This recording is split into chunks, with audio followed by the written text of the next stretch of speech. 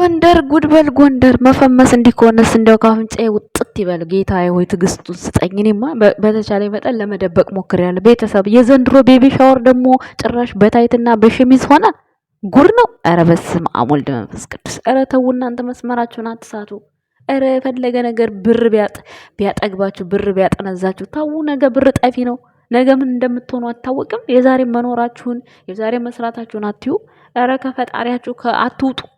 ኧረ ሩታ ምንድነው የምታስተምረው አሁን ለህዝቡ? አሁን ምንድነው ባዶ ሆድሽን ቀብትተሽ የመጣሽው? አሁን ምንድነው? ቆይ መውለጃሽ ደርሷል። እንደው ፈጣሪ ወደዋል ይሄንን። ቤተሰቦች ኧረ ሴት የሆናችሁ ፍረዷት፣ ማርያም ፍረዷት። አሁን ነገ ማርያም ታማልደኝ ልትይ ነው እንጂ ኧረ በኢየሱስ ምን ቆይ ባለፈው አጥሮ ፋትስማሽ በስነ ስርዓት ተከብሮልሻል።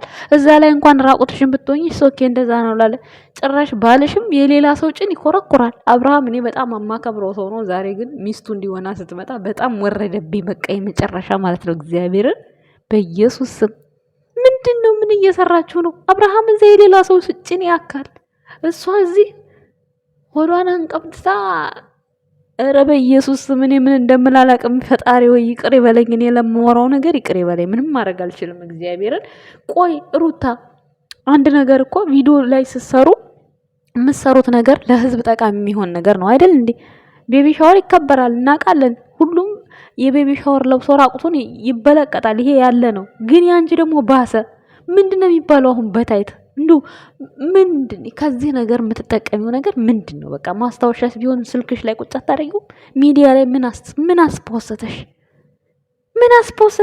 እሺ አርቲስቶቹስ አንድ ፊቱን መቸስ እንደው ይሁን ይሻላል መቸስ። ያንቺ እኮ ዩቲዩበር እኮ ነሽ። ዩቲዩበር ማለት ምንም ያክል ያን ያህል ዝና የለሽም እኮ በአብርሃም ነው የታወቅሽው።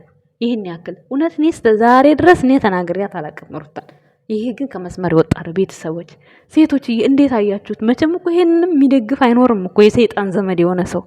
እንዴት ሰው በመውለጃው እንደዚህ ቅሌት ይዞ ይወጣል እንደ ሚዲያ ላይ? ኧረ ፈጣሪ ሆይ እኔ በማርገዟ ምን በማለቷ እኔ በጣም ደስ ብሎኛል። ሁሉም ነገር ስራ ነው እናውቃለን፣ ይሰራ። ይሄን ነገር ግን የምታበረታቱ ሰዎች ሰይጣን ናቸው እንጂ እውነት ትክክለኛ አድናቂ አይደላችሁም። እውነት ሩታ ጥሩ ነገር አልሰራሽም። ጥሩ ነገር ነው ካልሽ ሆድሽ እንዲህ ዝርጥጥ ብሎ ከመጣ እንደዚህ ነኝ ማለት አሁን ለምሳሌ ምናልባት ወይ አሁን አላረገዘችም ውሸቷን ነው አርቲፊሻል ሆዷ ላይ አስራ ነው ምናምን የሚልም ይኖራል። ይሄም ይኖራል፣ አይኖርም አልልም።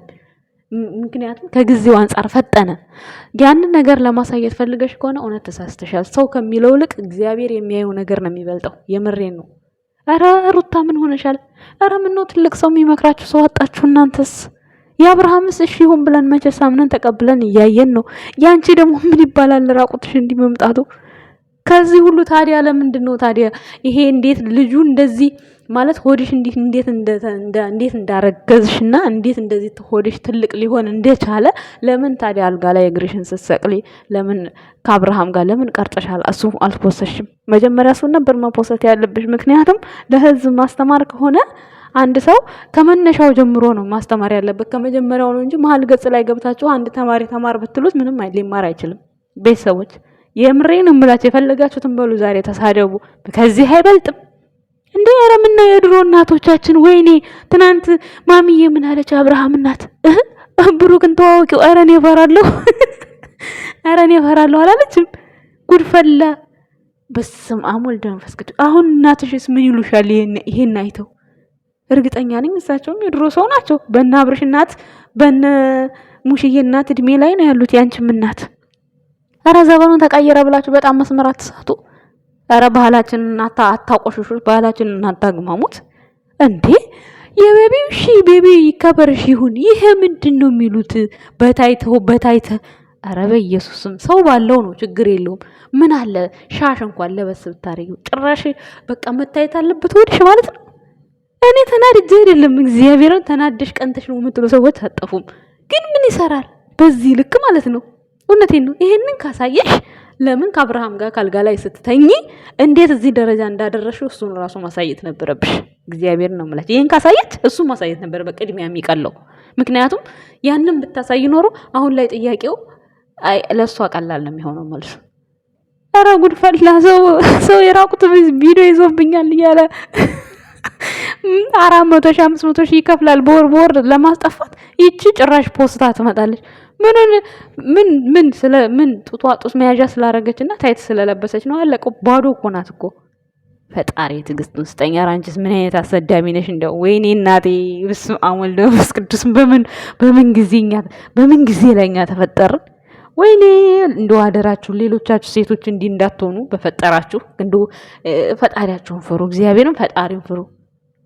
ወይኔ አሁን አንቺን ኧረ በስመ አብ! እኔ ምን እንደምል አላውቅም። እውነት ሳየው በጣም ነው የደነገጥኩት። በጣም ቤቷ ውስጥ እኮ ነው ደግሞ ሰው ለማስታወሻም ያስቀምጣል። መፖሰቱ ምን አስፈለገ?